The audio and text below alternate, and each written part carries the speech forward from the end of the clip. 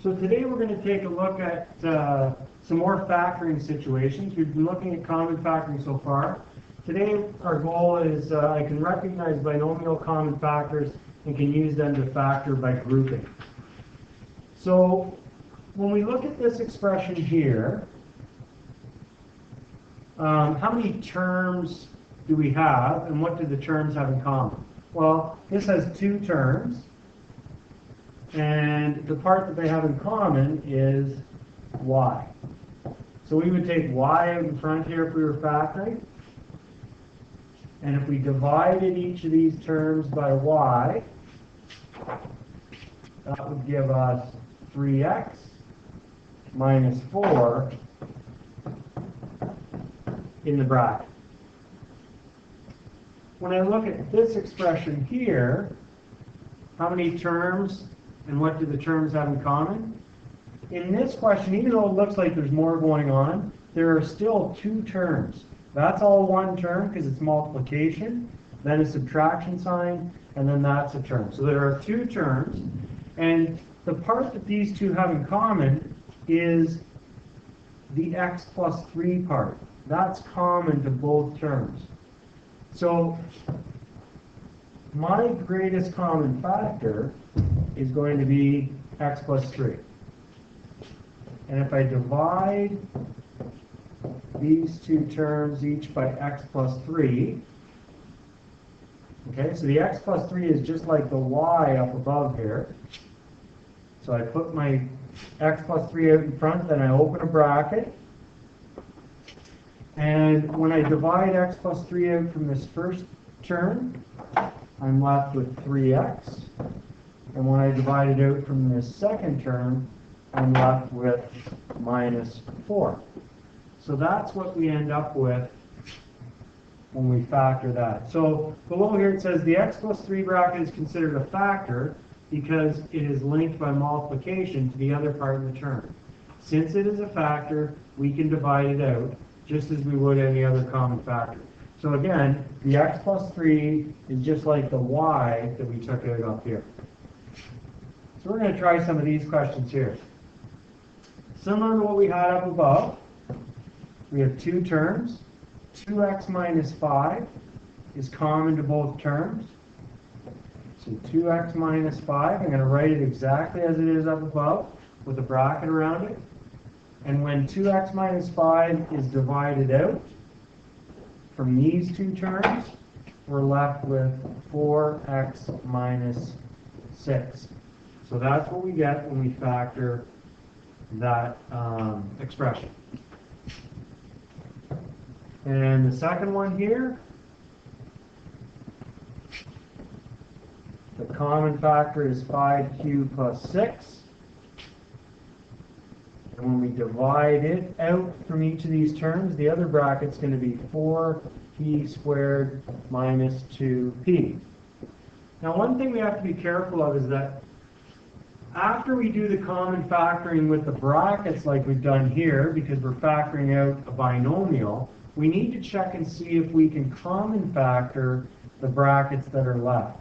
So when I look at this first expression, 2x minus 5, there's nothing I can do to common factor that one. But in this expression here, there is a common factor that I can take out of there, and that's a 2. So I'm going to leave the 2x minus 5, and then I'm going to take out a 2 from this second bracket, and when I factor 2 out of each of these, I'm going to get 2x minus 3. So remember, I'm dividing each of these terms by 2 when I take the 2 out as a common factor out in front. So the final answer when we're writing this, the notation that we really want to use is the 2 is going to go out in front, and then the two brackets come after it. But really, it doesn't matter what order we write those things in because they're all multiplying together. And in the second one here, 5q plus 6, there's nothing common to those two. But in this bracket, the greatest common factor is going to be 2 and then they both have a p, so p is going to be part of that common factor as well. So I'm going to take 2p out in front, and when I divide each of these by 2p,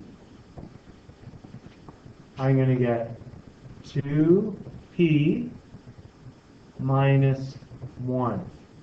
And remember, whenever we take out a common factor, if we were to turn around and expand it, use the distributive property, it should take us back to what we had before. So 2p times 2p gives us the 4p squared up here.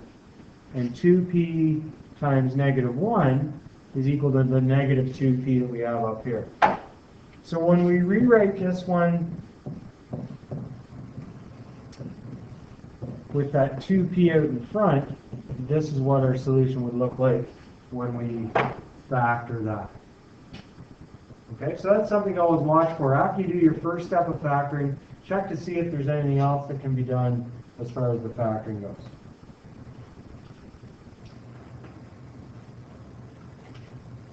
All right, now we're going to take a look at factoring by grouping. So in these situations, we've got 4 terms, and there's no common factors that will come out of all 4 terms, but we can pair up terms that have common factors.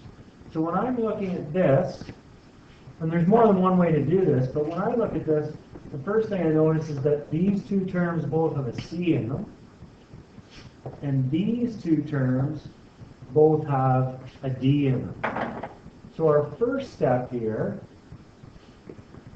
is to pair up the terms that have common factors and write them as an addition of 2 binomials.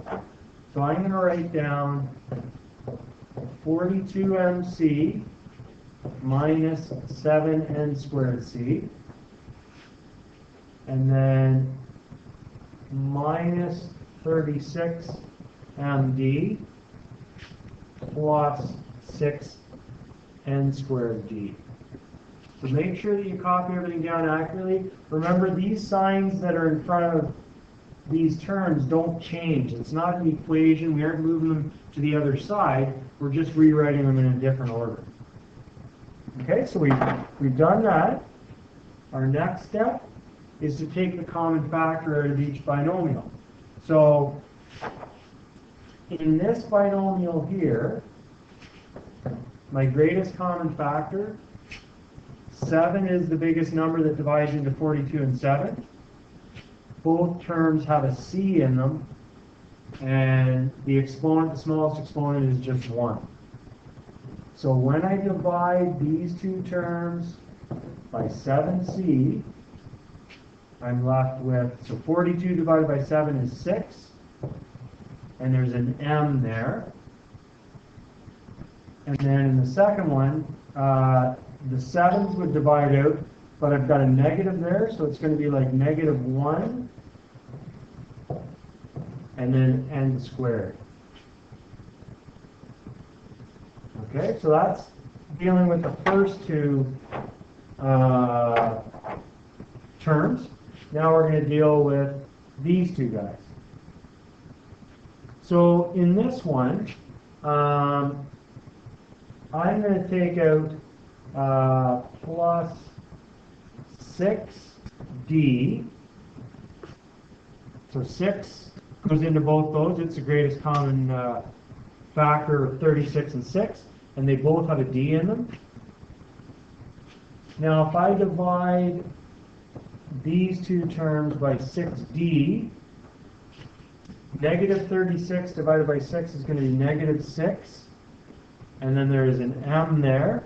The 2 d's would divide each other out. And if I divide 6 by 6, that's going to be a plus 1, and then d's cancel each other out, and I get n squared.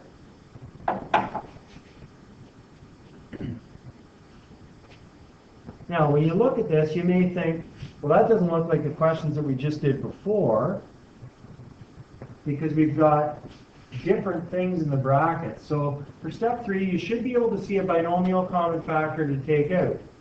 Do it. If the binomial factor is close but the signs are reversed, you should have taken a negative common factor out of one of the brackets.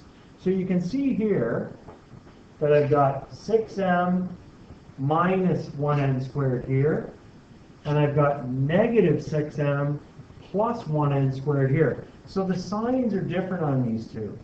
So rather than taking a plus 6d out of here, what I really needed to do was take a negative 6d out of there. So if I change this to minus 6d, that's going to change the sign of both terms in this bracket. So this is going to be 6m minus 1n squared.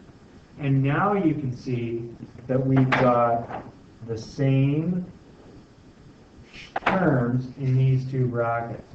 So now we can take care of our last step.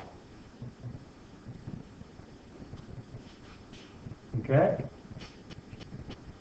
So now I go ahead and common factor.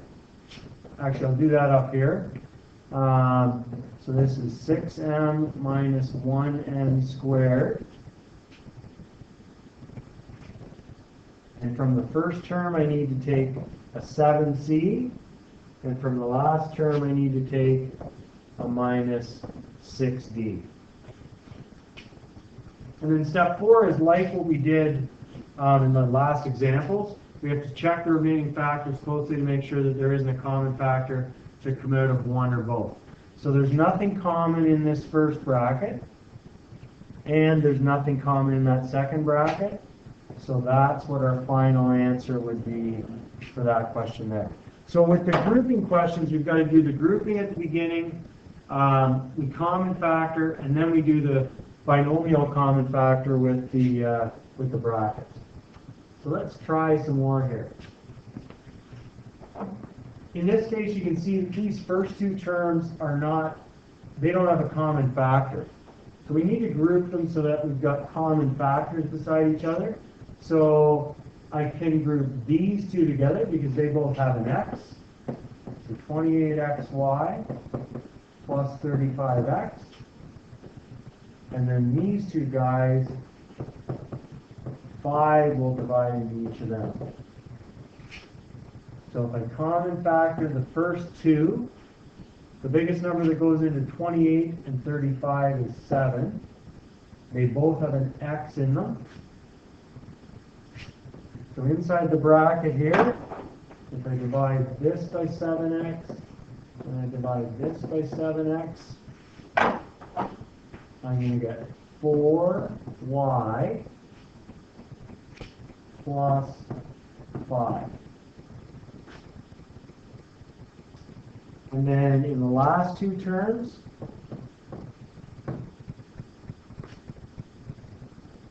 five divides into each of them. So 5 goes into 25 5 times, goes into 20y 4 times. Okay, so if it's helpful, you can certainly write the divide by 5 here, but if you go ahead and just do it in your head, that's fine as well.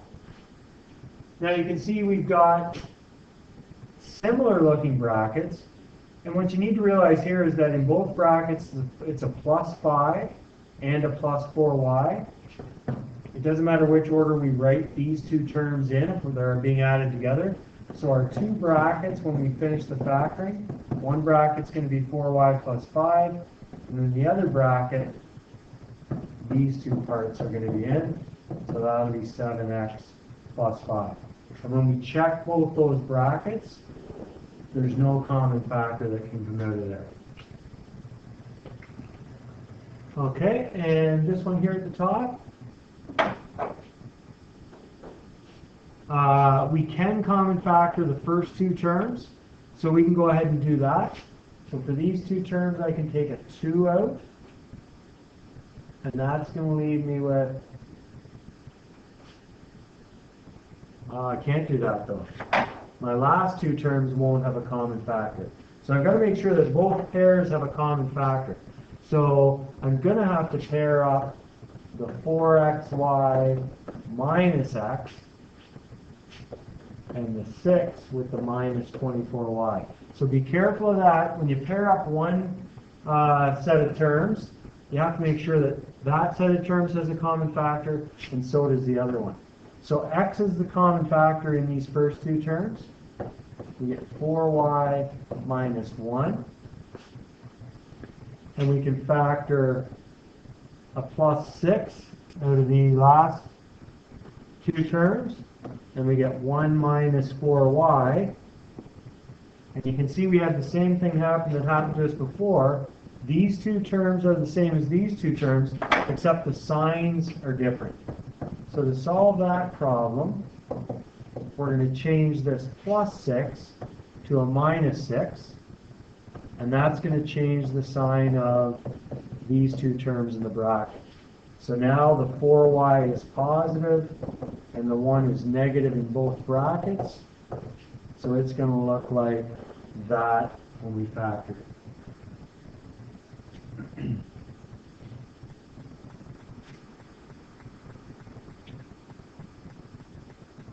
Okay, and I'm going to leave these three. We're going to do these for a warm-up tomorrow, just so this video doesn't drag on too long. Thanks. See you tomorrow.